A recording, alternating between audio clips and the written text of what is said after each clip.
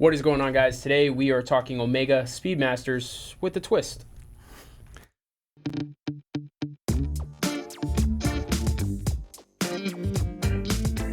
Hey, there we are. It's Thursday.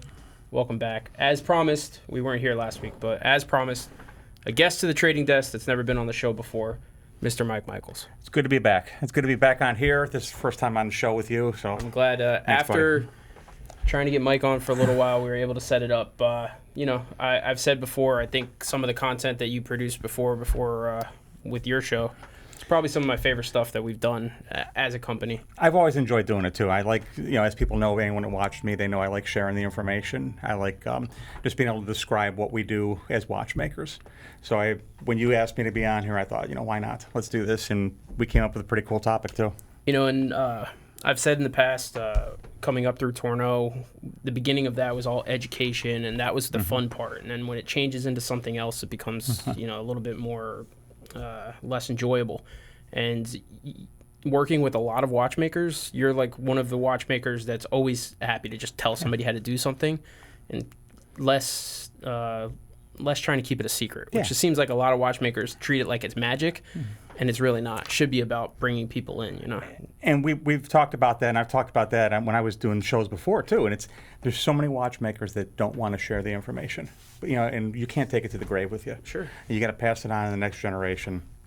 The stuff that I've accumulated throughout the years, the knowledge, and just the small tricks that I've learned. I love anytime I get to share something and pass it along. Yeah. Show out, just point out, hey, this caliber has this little quirk to it. It's kind of a cool thing, and I get to show a watchmaker that, and I really enjoy that. Yeah, it's going to be awesome. This show is going to be super cool. You guys got to stick around. We got some watches on the table.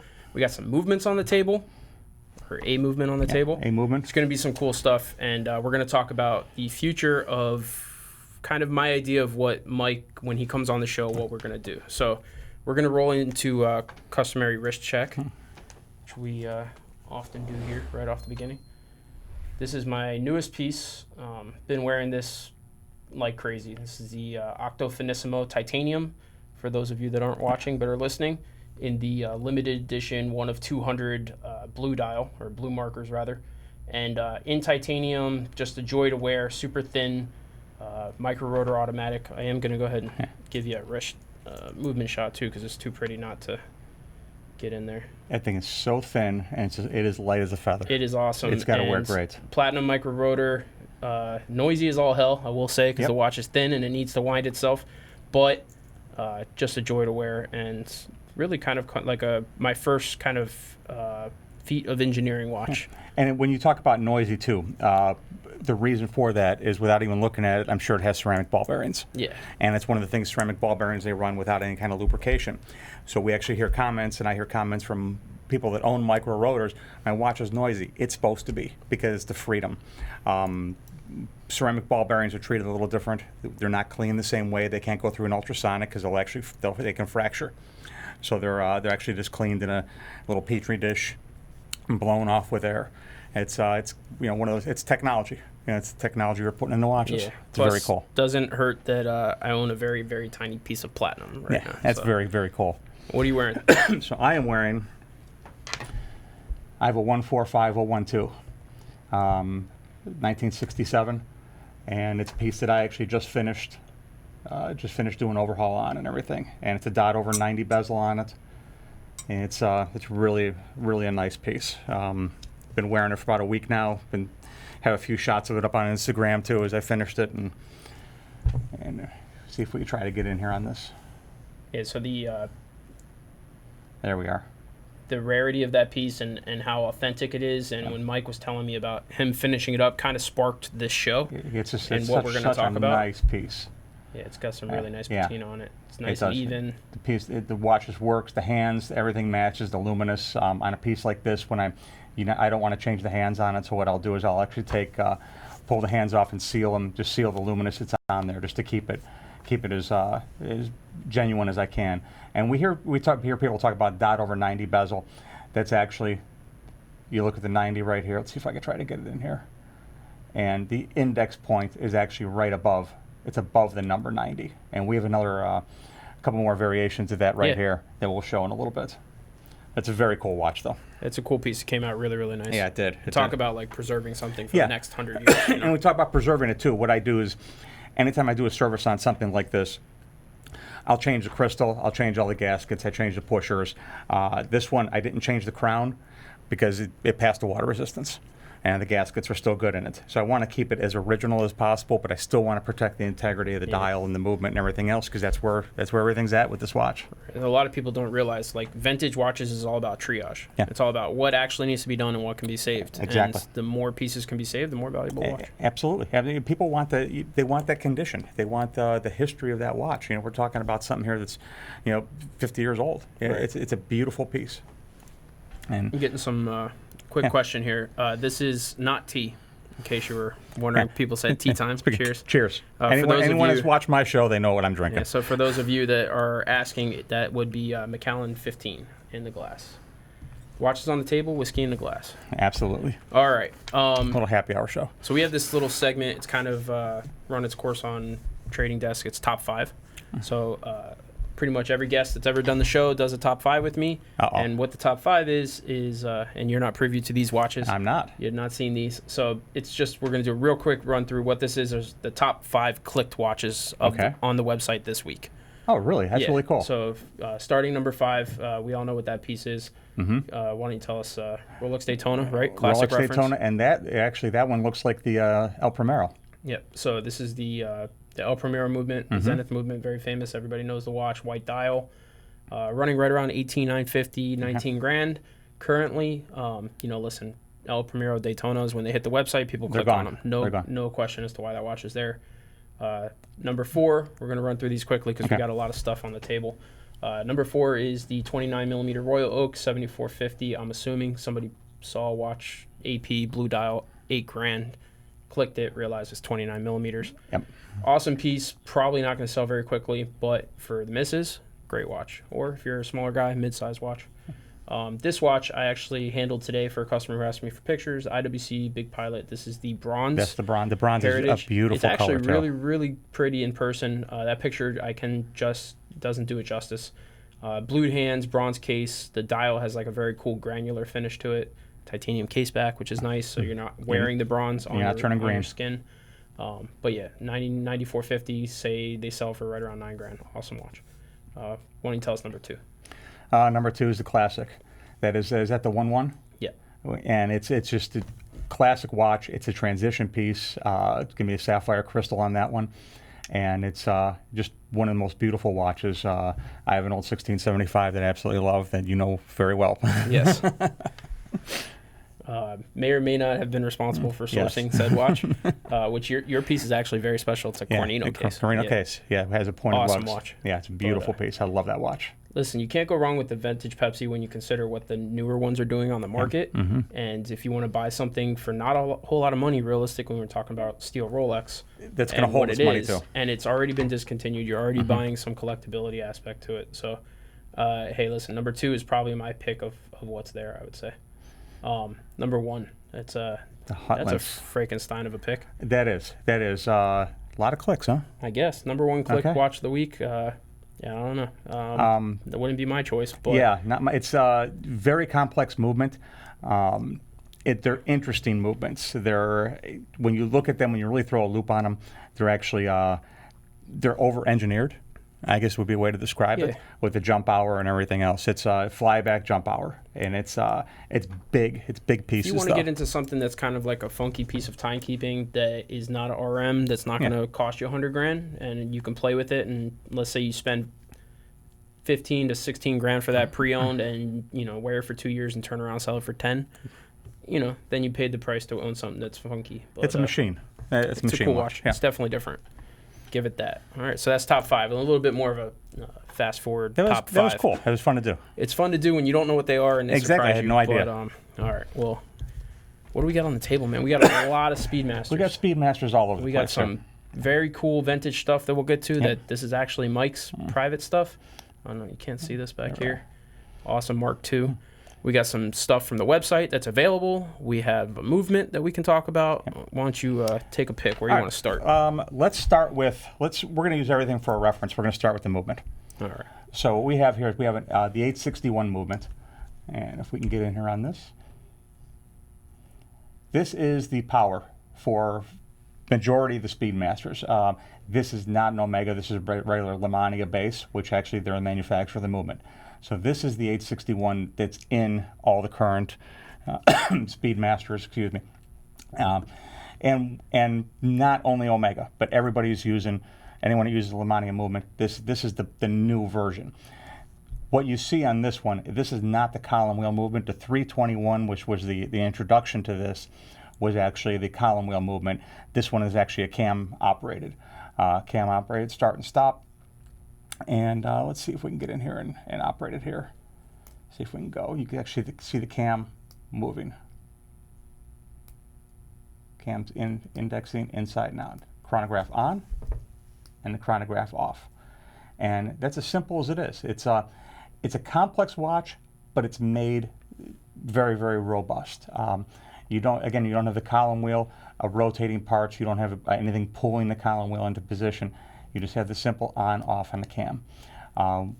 If we want to get just a little more technical, we can look right in here, and if you can actually see the engagement wheel right there, the transmission wheel, that's engaging into the chronograph, and that's turning it off. And that's really all it does. But it's a great movement. They're fun to service.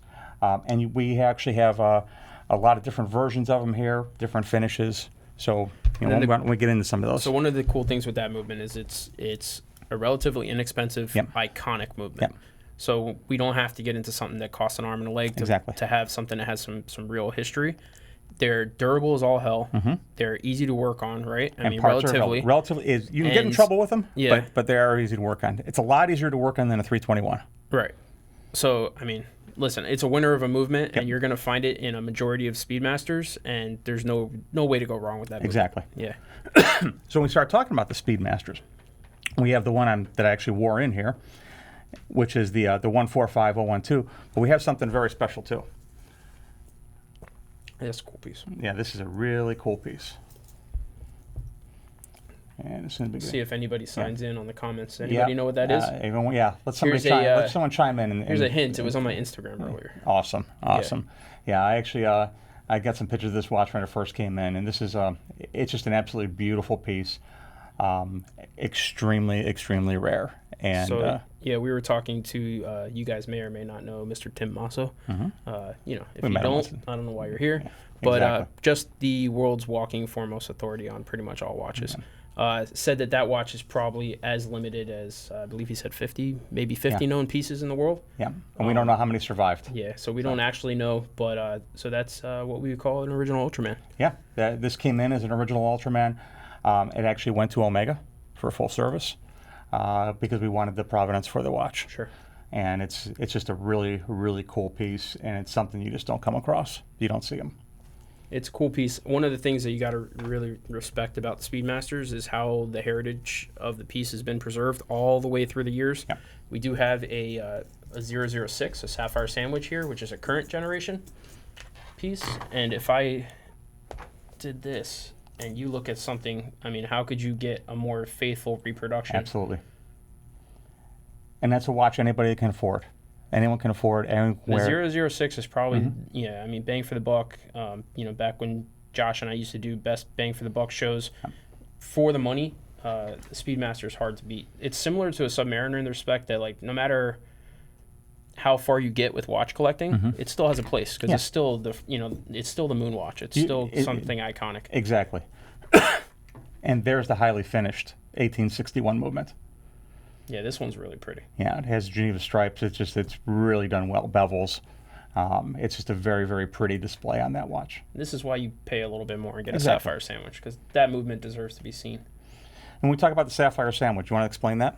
Sure. So essentially, watches, the watch industry is all really weird, silly, stupid nicknames because we think we're funny. But it's basically just two pieces of sapphire sandwiched on top of the watch. So you get a sapphire crystal in the front as opposed to the Hesselite. And instead of the closed case back, you get the sapphire case back as well. So if you were going into space, you'd want the Hesselite and you'd want a closed case back. Exactly. But since none of us are getting on SpaceX anytime soon, Sapphire Sandwich is a more daily wearable watch. And that's how I look at it too. I look at it. I love the Speedmasters. I love the halide crystals. I love the history behind it. I love the reasoning that they had to do that. I'm sure everybody watching right now understands why they still use the halide crystals on the Speedmasters. If they break in outer space, you can't have a piece of glass going into instruments. Right. So it's basically a glass bullet at that point. Exactly. So that's the reason they're still using the halide.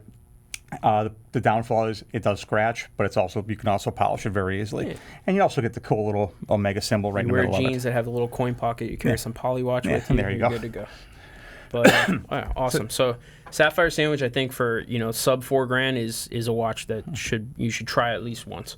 I personally have had that watch a couple times. They never quite stick around for me, but I had the experience. I tried it. I tried it again. I love it. I'll probably own another one. Yeah. You never know. I mean, it's one of those watches. It's like, I'll probably own another one. For an everyday wear, that's probably the watch for the Omega that I would probably want to. Is just because the ones I have, I can't wear them. Yeah. Just because we'll get to that in a little bit. So I do want to. Here, let's pull this piece here. This is cool. That's such a cool dial. So this is more of the gonna be iconic. This is already climbing the charts. So this is Tintin. This is a reproduction Tintin. So current generation, it's got the the solid bracelet, the newer buckle, all that sapphire jazz. Look at that dial with the race flag. It's gorgeous. It's very cool. I could definitely see. This is something that's like the step up. So let's say you owned a 006, sold it, whatever. You got a gray side. Maybe you sold it because it wasn't the original 42 millimeter case. Hey, you know what? This thing's pretty cool. It's climbing the ladder. It's worth more money than it's ever been worth. It's just really, really nice. And I can tell you, looking at the screen, there you go. It jumps. The checkered flag jumps more in person than it does right there on the screen, but that's a pretty good reproduction. Yeah, the colors are just incredible on that. Yeah. The colors are they're absolutely gorgeous. Yeah, it's a nice piece. I mean, we're talking, I think Tintins right now are somewhere right around $10,000, $9,500, something like that. Yeah, I never noticed that too. You have the red engraving in the back too. Yeah. The back's filled down the red. I'm assuming that's enamel. Yeah, it's enamel just in the engraving. Instead of the black, you get the red. It's nice. Yeah. Flight qualified. Little something special for yourself that's not out on the outside of the watch. It's a very cool watch. All right, and then probably my favorite watch on that table is going to be the one right in the middle. Yeah, that thing's awesome. And we'll start in the back by showing what it is. By telling you what it is. And this is the 1969, the Apollo. That thing's awesome. It is just... The Apollo 11, 1969. So the original Apollo 11, right? We're coming up on the anniversary. We have the Apollo mission anniversary. They have the newer limited edition piece that's coming out. 321 based. 321 movement 321 based. On the solid gold bracelet. That thing is expensive as all hell, but super awesome. I can't wait to see one though. This thing has had a good life. If you look at that, it's got a couple little, which is what you want, right? You want to see that. It's got some wear. It's a gold watch though too. Yeah, so for a gold watch, it actually it's had it's been loved. But it's not been abused. It's lightly worn. So there are a couple little spots on the bezel, but that's what you want. I mean, you don't want to buy something that's had 2 lives before you own it, and it look like it's never been. That's a shame. And again, dot over 90 on it. Dot over 90. Red super bezel. Cool piece. Red bezel. The dial has so much depth and complexity to it with the markers. It's just a beautiful really piece, nice. though. Yeah, I love that watch too. You just don't see them. In today's age, when we're talking about, we often talk about stainless steel Submariner, stuff like that that's going crazy. A steel watch like this is a good buy, right, for a steel watch because you get a lot of bang for your buck. But if you're going to spend, let's say you're going to spend $10,000 on something like this and it's still steel, that's $15,000. That's it? Yeah. I didn't even realize that. I mean, so that's the funny thing too. That's a piece of history. Talking about being on the trading desk. Yeah. I don't see the prices of watches. I worry about the repairs of them. I worry about getting them back into condition. I don't focus on the actual price of them. So it's good for me to learn the prices, and that's why I refer to you guys. A lot. It's actually kind of fun. Where a lot of times I'll just be knocked out when I hear the prices of watches. Right. And both high and low. I expect something to be worth a lot more, and it's not, and vice versa. Yeah. I mean, so it's so much fun though. There's been a few. We've gotten a few variations of this, and I think we had 2 of these. I think they're very fairly priced for what they are. Some of the they can go as high as $20,000. Just when we're talking market perspective. something like that one's pretty nice. I would assume it's probably closer towards the top of the market, but 15 to 20 grand is totally doable for that reference. And for what you're getting for the first Apollo coming up on an anniversary of the Apollo, you're probably looking at some uptick there in the next 6 months to a year, I would say. Yeah, especially when they start, I don't know exactly when they're going to release that watch or when they're going to start delivering them. People are already all over asking about, I walked by Omega Boutique yesterday, and they had the giant gold moon man in the window, so it's coming. But yeah, I think that's a cool pickup. It's going to be so cool. I'm looking forward to it because I just want to see what they've done to the movement, because they went back to the 321. I want to see what kind of finishes they've done, because as we know, they use a 321. Vacheron still uses it. Patek used it for a while. So you're reserving judgment on the new 321 then? I'm not reserving judgment. I just want to see how well they finished it. I want to see, because I've seen some of the pictures they came out with where it's going to be copper, but is it going to be delivered in copper? Right. Are they going to rhodium plate it? To follow the 1861, are they going to keep the old heritage? It's going to be interesting to see what route they take with it. I've heard both sides of the coin. I've heard watch guys say, they would have loved a new 1321 with the coaxial. Right. They would have loved a reimagination of the 321. I've heard watch geeks say, no, it had to be the original 321, which it really isn't, because it's a whole new rebuild of a 321. So we'll see. I don't know. I need to see one in person. It could be. I think it'll be really nice. I don't know if it's going to be worth the money. Right. Nice, but one of the things people are talking about is this does not mean because they're going to manufacture 321 again that 321 parts are going to become available. Yeah. They're not. 321 parts are very, very scarce, and that's why anytime you do a service on one, it's a different. You have to treat it entirely different. The delicacy you have to use. We can't get springs for them. We can't get return springs for them. There's a lot of parts we cannot get. So any kind of 321s, it's a different service than an 861 or an 1861. It's really not a bad thing. No. I mean, so if they did start reproducing the 321 parts, all of a sudden, if you own stock in a 321, what are you looking at? So it's really not a bad thing. It is kind of them preserving the market. So I agree. Similar to that, and I will just throw a car reference out there because of Tommaso and because of who I am, but it was recently announced that Nissan is going to start rebuilding the RB26, which is the Skyline motor. Okay. They're going to start selling it as a crate motor. All right. So in 2 years, the R34 generation becomes import into the U.S. So I don't know how I feel about that. Like, as a car guy, I'm like, great, now I really want a Skyline. But if I had one, I'd be pissed. Yeah. So in similar way, if you already own a 321, sigh of relief that you're probably not going to, get pushed out of the market. But yeah. I pulled that gray. I wanted to pull a regular gray side. I didn't see one in the vault. I saw this. It's actually a really, really pretty piece. So this is the Meteorite. Has a special dial. Yeah, Yep. Meteorite dial, Sedna gold bezel. Actually, it's really, really nice. So I wasn't too disappointed that I couldn't find the regular one when I saw this winking at me. But really, really cool piece. And the gray side, I've said it before, the gray side is my favorite side of the moon. Yeah. I love the gray side. The dark side's cool because it was the first, and you can only ever be the first. But to me, the gray side, the subtlety of the gray ceramic, really, really plays well with all of the finishing. The platinum dial too. Yeah, exactly. Yeah, it's absolutely beautiful dial on it. I just, if it was me and I was gonna wear one of these size Speedmasters, it would be the gray side. Yeah. And these are all ceramic cases. Yep. Yeah, which is they're really nice. But the dial on this, to me, is just what sets it off. Anyone who knows me, they know I love Meteorite dials. Yeah, Meteorite's super cool. I happen to really, really like when it's like an accent of Meteorite, like when they're in the sub-dials for certain pieces. I think that's pretty classic. Yeah, Rolex likes to do that. Yeah. Well, you know what I'm excited about is that, not to get into Rolex too much, but the GMT with the Meteorite dial. Yeah. Mm-hmm. We haven't seen one yet, so I'm assuming they're not delivering yet because we haven't seen the watch, but we haven't even been pitched one yet. And we're usually the first one to get pitched, so we'll see. It's going to be nice. Yeah, it's just the pictures of it looked incredible. Did we go over? Nothing is as pretty as as the cut that Rolex uses. And the funny thing about the Meteorite dials too, they all come from the same meteorite. They all Gibeon, right? Yeah, across the board, all the manufacturers they use, they all come from the same meteor, the Gibeon meteor. Mm-hmm. And it's just everyone has a different cut for it though, which is kind of cool. Yeah, it's so cool. It's prehistoric from outer space. Did we do everything that we brought beside your watches? Or? No, there's one piece. We didn't do this Apollo. Hey, another Apollo. Yeah, we have another Apollo. We promised, super rare. Yeah. This is another Apollo piece. Different piece. Which Apollo is that? This is, which one is this? This is Apollo 13. There you go. Yep. Signed by Tom Hanks. That's just so cool, though. That is a pretty cool dial. And again, even patina, one of the things with these pieces is when they generally wear pretty well until they just completely go to shit. And then you get like pitted dials and really, but. And I literally finished this piece today. Did you? And the difference on this one, I should have left the back loose on it.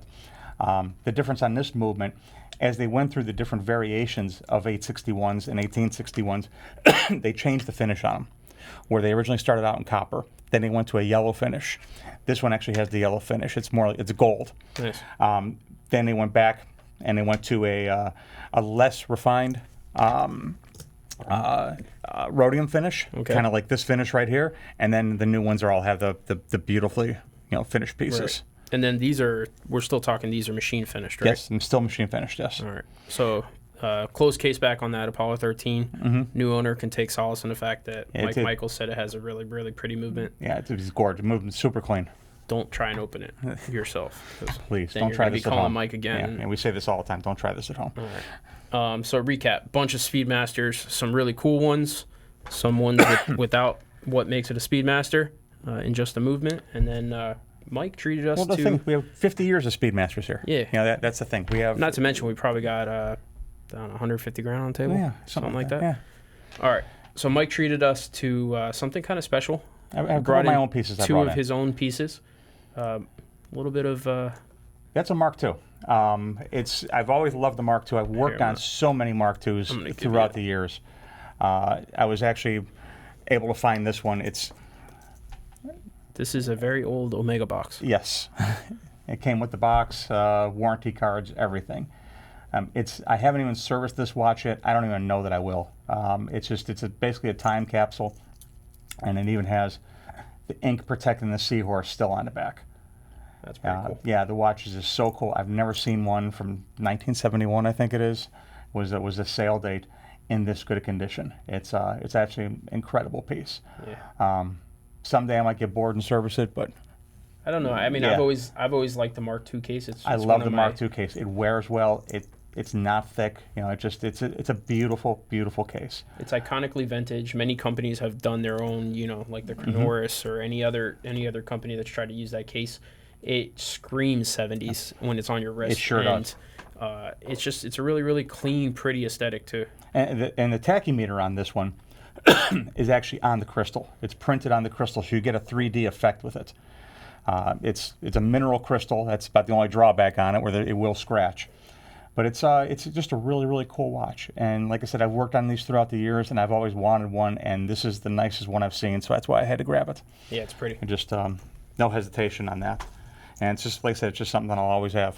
And there's something about, like, we were talking about the 4.5s and, like, the Mark IIs. Like, there's something about something that it looks like it belongs in Aliens. Yeah, like, Ripley should be wearing that watch. Exactly. It's crazy. They actually did a nice job on the remake, though. Omega did. The Mark IIs, I mean, all the Mark IIs, even the current generations, when we talk about bang for the buck and something like this versus a regular Speedmaster, the newer generation Mark IIs are awesome for the money. Well, even these Mark IIs, the prices on these, you could still find a really nice one for $2,500 or $3,000. A really nice one in good condition. Yeah. They haven't appreciated like Speedmasters have yet. I think they're coming.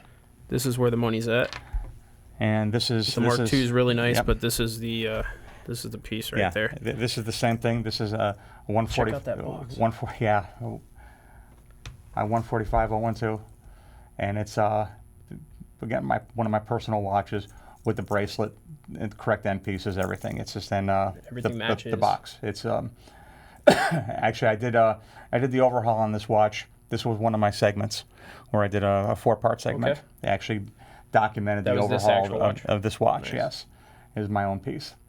So it's the watch has its wear and tear, which is what I wanted. Right. I didn't want something perfect. Again, no refinish on it or anything, and I've worn the hell out of it.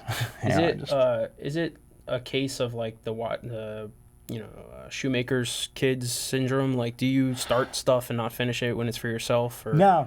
There is a place where you could stop. There's always a level you could stop, but there's also you can always go too far. And just because of how I am, again, I want to protect the integrity of the movement. I want to. The movement's well serviced. The 321's just super clean. The dial on it wasn't. I didn't care. Right. I wanted that character. You can actually see on there. There's a little blemish under the sub dial. Yeah, I did notice that when I was playing yeah, with it. under the minute recorder just a sub dial. little- But I little like bit of that. character. You know, it's the watch has some history. It's been worked on before, and it's not perfect, but that's what I like about it. For a watch that's almost as old as I am. I've it's awesome. I've always really admired vintage watches. I've never gotten to the point where I'm comfortable sinking money into a vintage watch because I'm not a watchmaker, and I know it's a fine balance of trusting a watchmaker with your watch. Maybe I should pick something up and have you do it, but there is something really, really cool to connecting to the past. I think we did a Speedmaster like for you already, or a Seamaster. Seamaster, yeah, we the did vintage Seamaster. one. I don't know if I'd call that vintage. Yeah, that was made when I was alive. Okay. So I don't, you know, that's what. If it was like a 60s piece, 70s piece, then I think that would qualify. But awesome. So we got some stuff that's for sale, roughly. We got some stuff that's not for sale.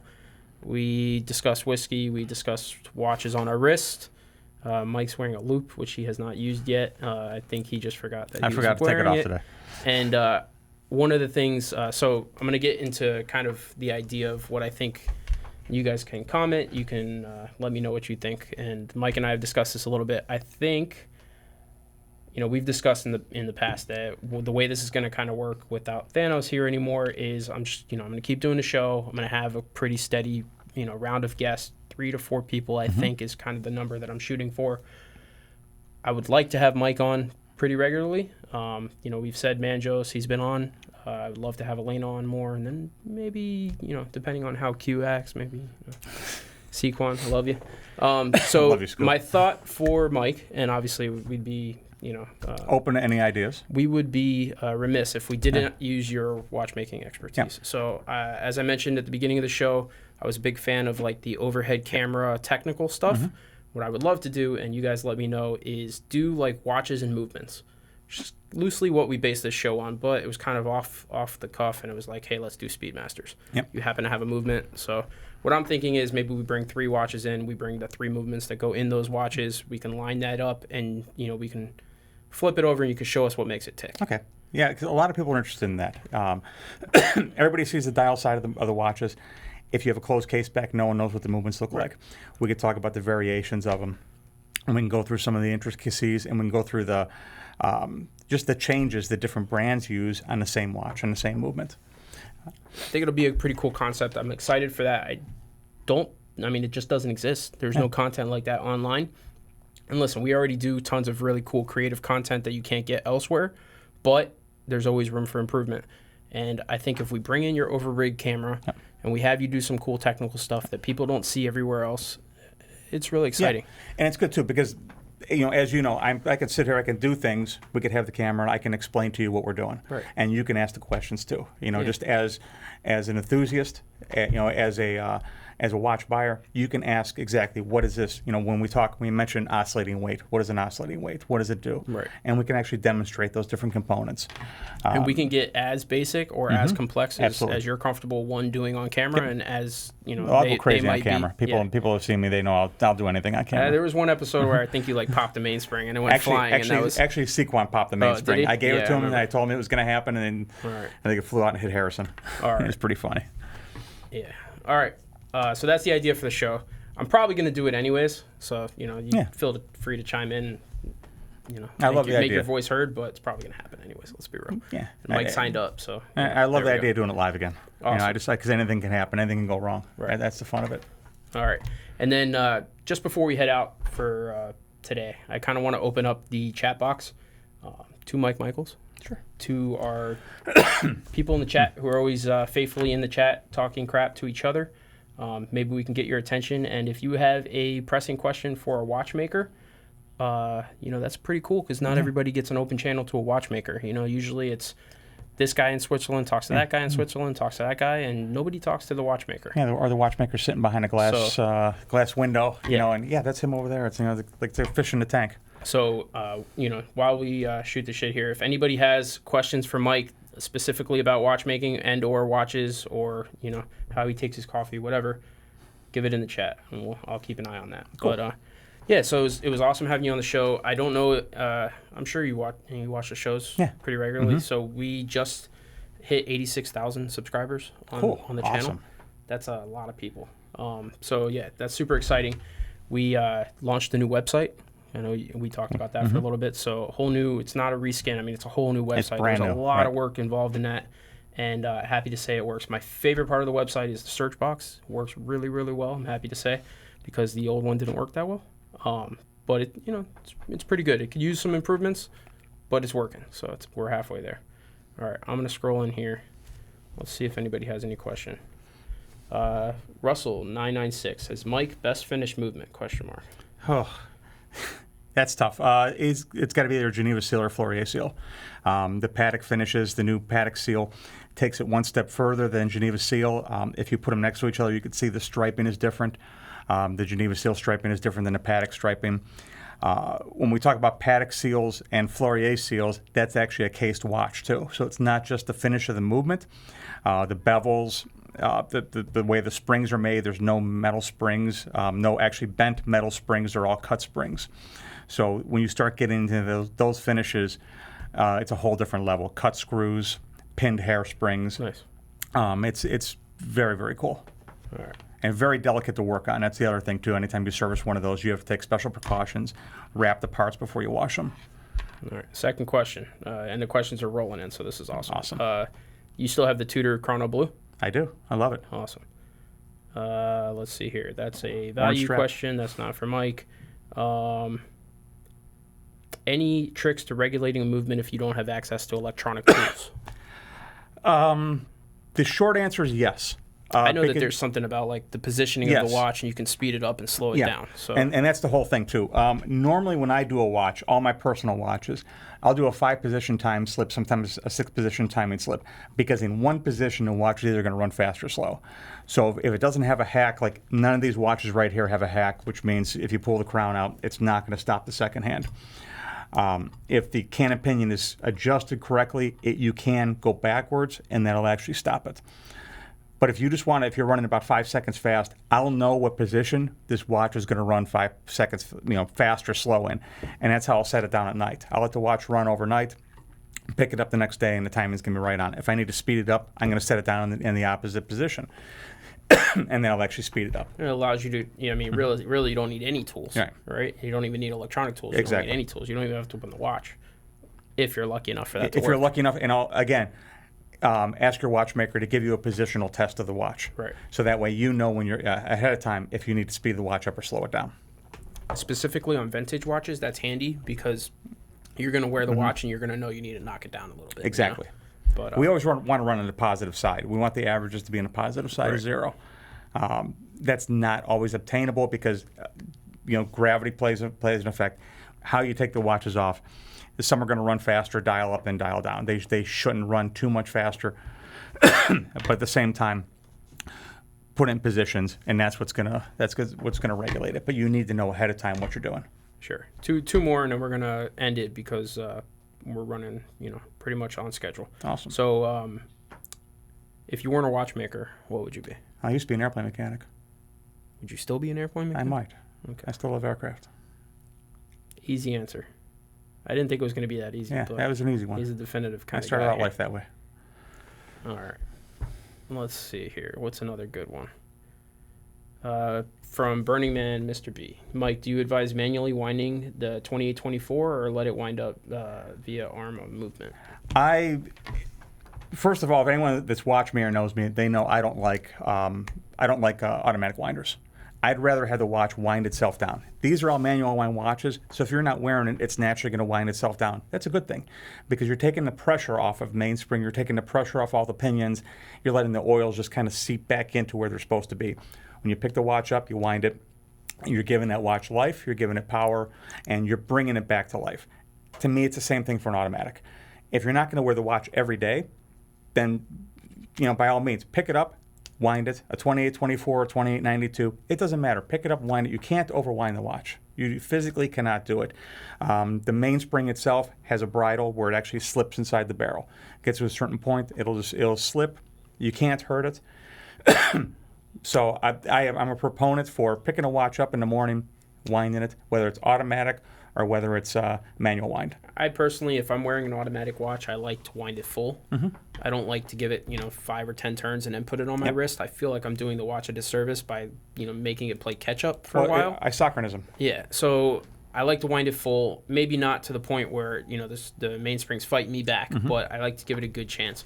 I heard a really cool analogy from another watchmaker, you know, that I knew very well, and he basically said, like, so it's like owning a V12 or something that you cherish, and just putting your foot down to the metal, never taking it off when you put it on a watch winder. Exactly. And what it's really meant to do is drive most of the time, you know, normal speeds, and then when you get to a canyon or you get to a tunnel, you That's just floor it.